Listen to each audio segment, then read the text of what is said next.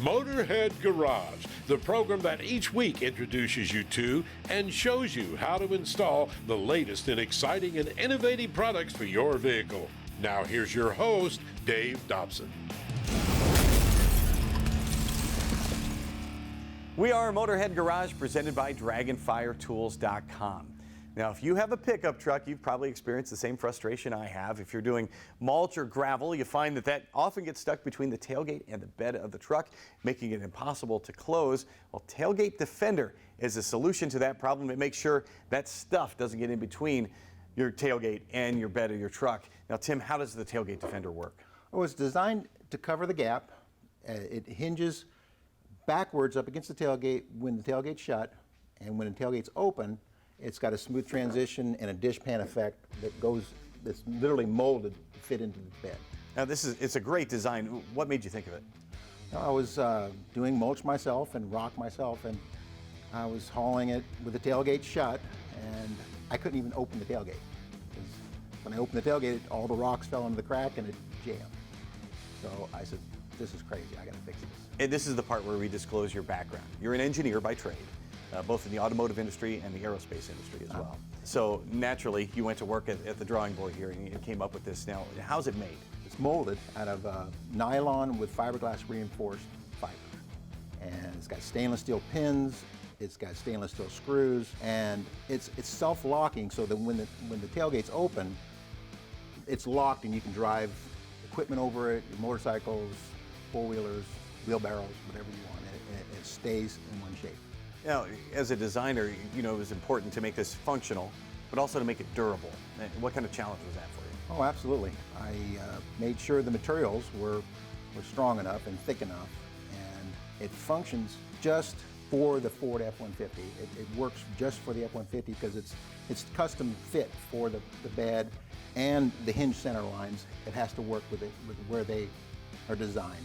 So when it actually shuts, it's designed to fold up against the tailgate. And I know other folks are clamoring for one for their truck, but the F-150 is the most popular vehicle in America, not just the most popular truck. So you're covering a huge audience. And what model years are we talking about? Well, from 2015 to present, the bed may have been steel at one time, and now it's aluminum, but the same molds, the same shape, and everything still fits. There's different design tailgates, so some of the newer tailgates you won't need the panel.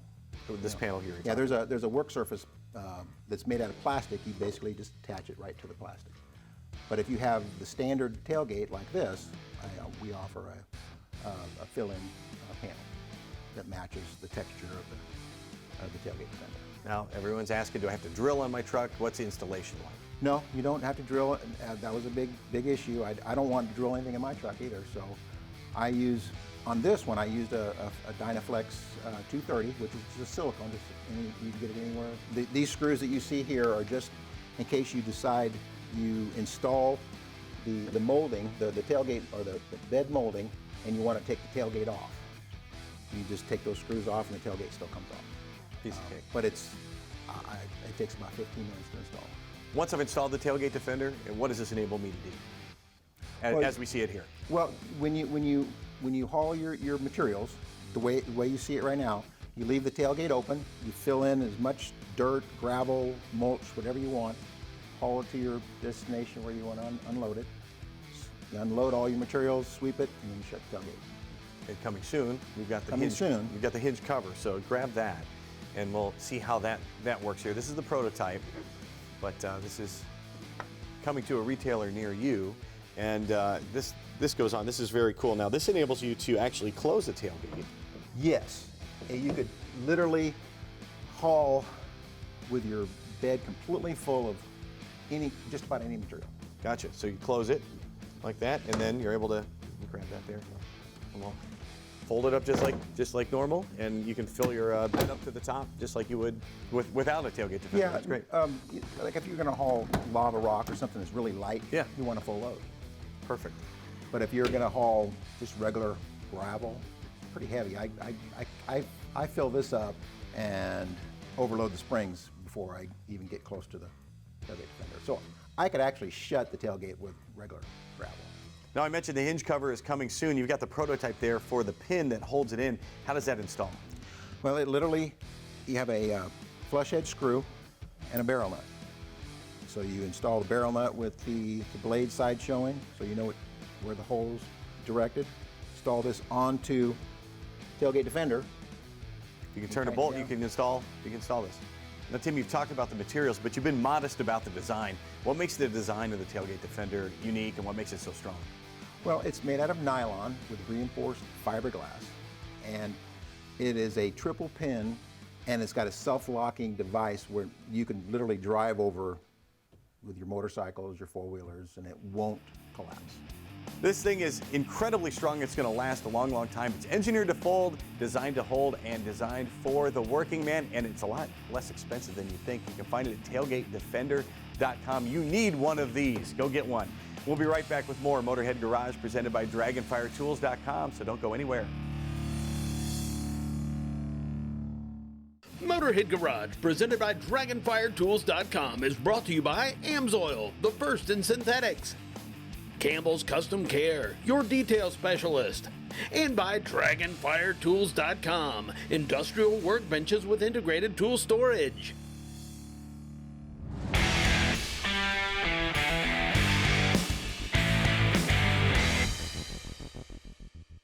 I've been an automotive technician for over 30 years and been teaching automotive technology for over 25. One thing I know, routine maintenance works. And when you look at this chart right here, you can see the top's riddled with check marks. What is that? If you read right there, check engine oil level and oil life percentage. Change engine oil and filter if needed. Well, I'm going to show you right now. It's definitely needed. This one here, not so much. Didn't get any oil changes. Definitely didn't use Amsoil, I can guarantee you that. And you can see right here, this is actually a Toyota engine. It's an overhead cam engine, so those are actually where the camshafts have been removed and the lifters are there. I mean, look at the crud and the oil galleries, all totally plugged up, not getting any oil anywhere. And if that wasn't bad enough, there's the oil pan. I mean, it is full of goop. Now, Amsoil makes it so that doesn't happen, Len. The website is so easy to use, man. Why don't you walk us through it? That's correct. You know, the thing of it is that the technology is one thing, but getting the right products is a whole nother. So we've spent a ton of time on this website. And what you can do here, just for today's purposes, we'll look at the Shop All category, and it pops up all of the different products that we have, from motor oil to floor mats to decals. But for today's purpose, we'll look at motor oil. And we'll go to gasoline since it's the top of the list. And then what happens here is it pulls up all of our gasoline motor oil products, and you can start scrolling through and you can look at our Signature Series products, as you and I have talked about many times. You can go all the way down to our OEM products, which are designed to be changed when the car tells you to change its oil. But let's pick one just for the fun of it. If you want more information on our products, you click on the actual product, you go in and you can look at a data bulletin. You can look at any type of testing that we've done. It's all right there, 2 clicks away, very easy. You also have some actual specs on the product itself. That's correct. Like I said, there's tests in here, all kinds of good stuff. I mean, anything you want to know about the product is basically in there. Boy, that's so easy. You can get on there and do it during a commercial break. You can find it all at amsoil.com. Our paintedautoparts.com Motorhead of the Week is Joe Boucher out of Branson, Missouri, and man, he has a great story. Now, Joe bought a brand new Z28 in 1973, but he says he quickly came to realize that because of government regulations, the car was way down on power. So he set out to change that and worked on modifications between 1975 and 1978. But as these things often happen, life got in the way and Joe put the car in storage, and there it sat for 38 years. In 2017, Joe got back to work on the Camaro with some help from his mother. Joe says that his mom, Italia, helped him with everything from sourcing parts to helping change out the engine and transmission. Bruised knuckles and all, she was amazing. Now, Italia has since passed away, but Joe says he's realized her goal was not to actually build a cool Z28. It was all about building a great relationship with her son. Well, mission accomplished. Joe says, I'll never forget that most special time we shared together building my dream car so many years ago. And Joe says he's acquired other collector cars over the years, but the 1974 Z28 is his favorite, not because it's the best car he's owned, but because he and his mom built it together. Now, Joe went to MotorheadGarage.tv to tell us his story, and if you would like to do the same, you could be our Motorhead of the Week presented by PaintedAutoParts.com. Just tell us why you or someone you know should be deserving of that title. We'll be right back with more Motorhead Garage presented by DragonfireTools.com, so do not go anywhere. The first steam-powered road-going vehicle was invented in 1769, and steam power remained popular for another 150 years. Early steam engines had boilers that had to be lit by hand and took about 20 minutes to build up pressure. Furthermore, steam-powered cars only had about a 30-minute supply of water on board. A far cry from the high-tech cars that we drive today. Motorhead Garage, presented by DragonfireTools.com, coming to you from the Campbell's Custom Care Studio. Thanks for tuning in to Motorhead Garage, presented by DragonfireTools.com. Now, everybody loves a Jeep. Everybody also loves lifting them because it can make it more versatile, it can just make it look better, but Clayton, there can be an issue when you're lifting it. There's all kinds of issues you got to think about. Well, the biggest thing is once you lift your Jeep up, the geometry changes somewhat in the vehicle. Your caster is going to change, your pinion angle in the rear for the rear drive shaft and the track of the vehicle. Luckily, we consider all those when we're building our suspension kits, and we start off with our Ride Right kit, which is our least expensive entry-level kit. But it still takes in consideration these adjustments you need to make. You'll have adjustable front control arm to set your caster. You'll have front track bar and rear track bar to adjust the track of your vehicle. And then you have rear adjustable control arms. Let's talk about caster in the first place. How is it affected when you lift the vehicle? What are you going to notice when you're driving? So if you're looking at the top of the knuckle will be tilted back. So when you lift it up, it starts to straighten up. If you have your wheel and you're driving normally, you let go of it, it usually comes back to center to some extent. When you drive with less caster, the wheel tends to not snap back, and it makes the vehicle kind of hunting all the time. Super twitchy all the time. Yeah. And also issues with the track then when you lift it. How's that affected? When you don't adjust the track, the axle's not centered under the vehicle perfectly. So your springs aren't aligned up, your shocks aren't aligned up, and then also the bushings are somewhat torqued up a little bit. So that affects the way the vehicle handles a little bit, the ride and stuff like that. Now you mentioned the Ride Right kit, which is great if you're going to spend a lot of time on the concrete, maybe do some off-roading, you want it to behave well while you're riding on the road. What's another level that you offer? So we offer our Overland Plus kit, and that's the next step up from our Ride Right kit. And basically what that does is it gives you heavy-duty or lower control arms that are going to help to take a beating off-road. You're going over rocks and stuff, and they feature a heavy wall tube housing for the bushing.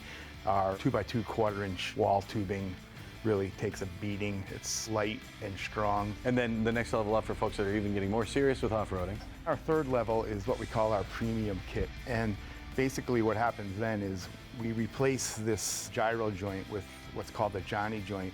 And that offers more articulation to the arm, which will help a little bit with your off-roading capabilities. Basically, the axles will be able to follow the ground a little bit easier. Obviously, the adjustability sets Clayton Offroad apart. How does the construction of your parts actually set you apart as well? One of the key features to the arm is, like I mentioned, the 2x2 1/4 tubing. It's structurally a lot stronger, a shape stronger than round tubing. And the other advantage is just the weight. This has the same strength as a solid 2-inch round piece of steel, but with a lot less weight because it's hollowed out. All of our products here are CNC machined and robotically welded. You're not going to have any issues with or failures with the welds. And your track bars are adjustable just like your control arms as well. And why do those make such a big difference? We bend them. They match the factory track bars pretty close. So they'll actually work on a stock vehicle if you need to without lifting it.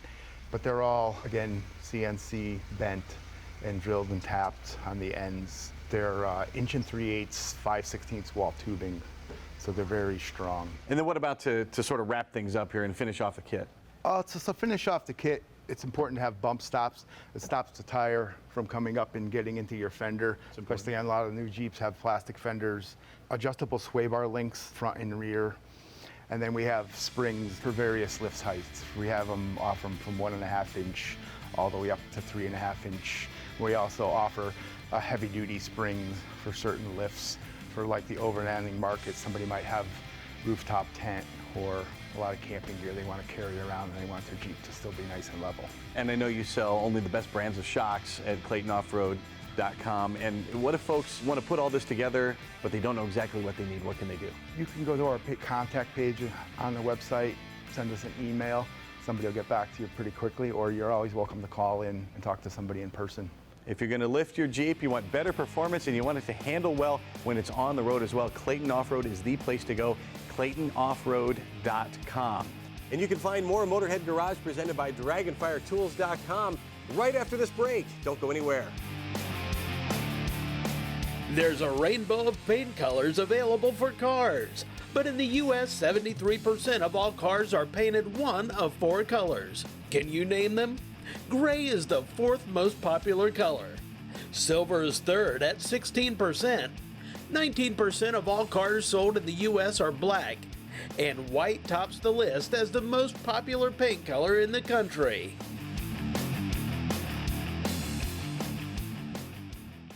Motorhead Garage, presented by DragonfireTools.com. Industrial workbenches with integrated tool storage. And brought to you by PaintedAutoBodyParts.com, the leading U.S. auto body parts online store. Rhino Rack, make space for adventure. And by Custom Auto Sound, the originator of classic car OEM fit radios since 1977. Now this Dodge is sort of your classic American pickup truck, right? It's a good looking truck, but a lot of chrome in the front. Chrome's kind of become passé these days. It's not that durable, not all that great looking, and you want to stand out from some of the other trucks out there looking for something tougher. Well, that's where our friends from Misguided Fabrication come in.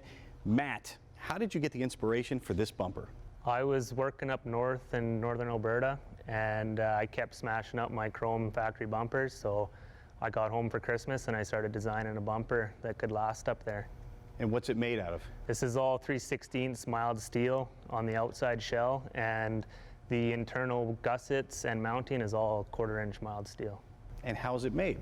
It's all welded and bent and cut with a CNC. And everything's done right there in-house, right? Everything's done in-house. Now we know we're getting something high quality because you guys are making it yourselves. And what kind of guarantee do you have on the product? Welds and the actual metal product is lifetime warranty, and we have lifetime warranty on the coating for chipping and cracking and workmanship defects. And I love this red. What are the other options you have for colors? We can color match any truck paint code, and we can do rock guard powder coat or just paint. Well, it's great looking, and it's not all that hard to install. In fact, John's already getting a head start over there. Well, Dave mentions it's a little passé. Well, I'm not sure what that means, but I can tell you it's not beefy enough for this 2500 turbo diesel pickup truck.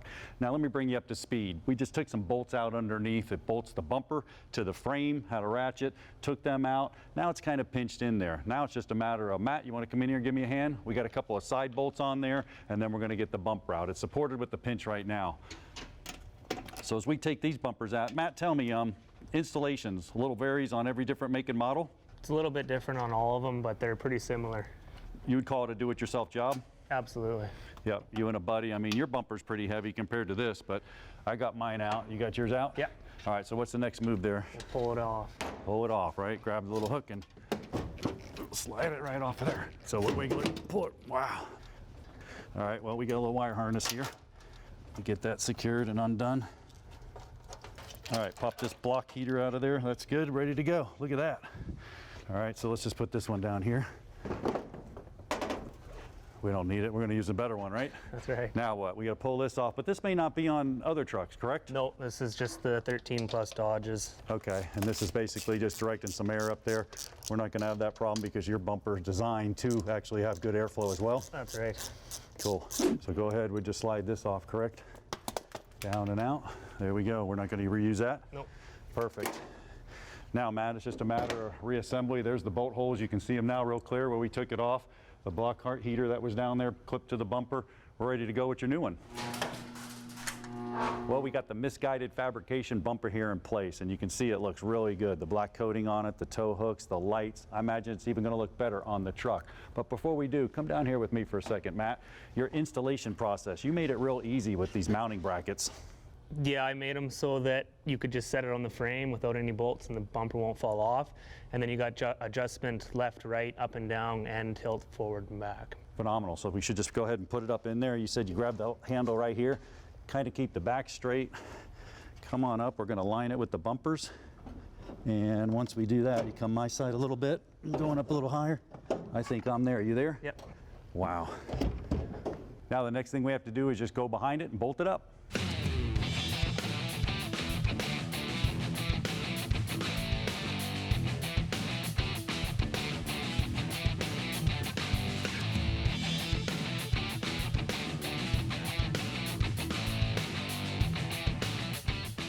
Well, we got our bumper on, we got it adjusted and secured in the back with our bolts. Then we came around to the inner fender well, cut the liner to fit, tucked it in, looks great. Our Passat truck is no more, Matt. This thing looks good. What other bumpers do you offer? We offer bumpers for Dodge, Ford, and GM.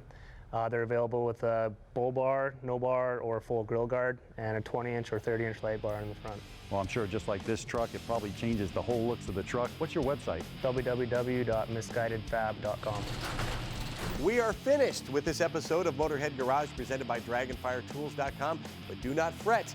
We're going to be back next week with more great products for your vehicle. In the meantime, check us out on social media and see what we're up to. From our entire crew here at Motorhead Garage, we will see you next time.